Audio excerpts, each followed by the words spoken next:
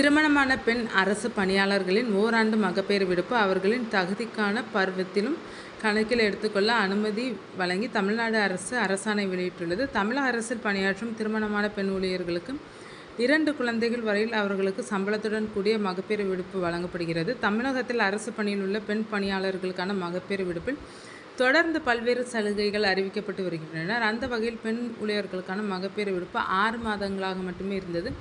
அதன் பிறகு இந்த மகப்பேறு விடுப்பு 2016இல் 9 மாதங்களாக அதிகரிக்கப்பட்டது. பிறகு 2021இல் 12 மாதங்களாக உயர்த்தப்பட்டது. கடந்த 2021ஆம் ஆண்டு சட்டசபை தேர்தலின் போது அரசு ஊழியர்களின் மகப்பேறு விடுப்பு ஓராண்டாக உயர்த்தப்படும் என முதல்வர் ஸ்டாலின் கூறியிருந்த நிலையில் அது பற்றிய அறிவிப்பு முறைப்படி நிறைவேற்றப்பட்டது. இப்போது தமிழகத்தில் அரசு பெண் பணியாளர்களுக்கான மகப்பேறு விடுமுறை ஓராண்டு காலமாக உள்ளது.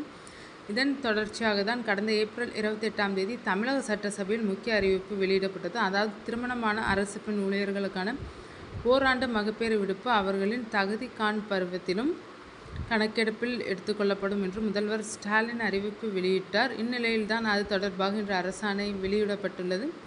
அந்த அரசாணையில் கூறப்பட்டுள்ளதாவது திருமணமான பெண் அரசு பணியாளர்கள் மகப்பேறு விடுப்பை தகுதிக்கான் பருவகால கணக்கெடுப்பிற்கு எடுத்துக்கொள்ள அனுமதிக்கப்படுகிறது. சிறப்பு அல்லது தற்காலிக விதிகளில் வரையறுக்கப்பட்டுள்ள தகுதிக்கான் பருவ பணிக்காலம் 28/5/2025 அன்று முடிவுறாதவர்களுக்கு இச்சலுகை பொருந்தும். இதன் மூலம் பதவி உயர்வு பணி மூப்பை இழக்க நேரிடாது. இது தொடர்பாக தமிழ்நாடு அரசு பணியாளர் சட்டம் 2016இல் உரிய திருத்தங்கள் செய்து பின்னர் வெளியிடப்படும் என்று கூறப்பட்டுள்ளது. இதற்கு முன்பு அரசு பெண் ஊழியர்களின் மகப்பேறு விடுப்பு என்பது தகுதிக்கான் பருவ காலத்தில் எடுத்துக்கொள்ளப்படவில்லை. இதனால் அவர்களின் பதவி உயர்வு பாதிக்கப்பட்டது. தற்போதைய இந்த அரசாணை என்பது அரசு பணியில் உள்ள பெண் ஊழியர்களுக்கு வரப்பிரசாதமாக அமைந்துள்ளது.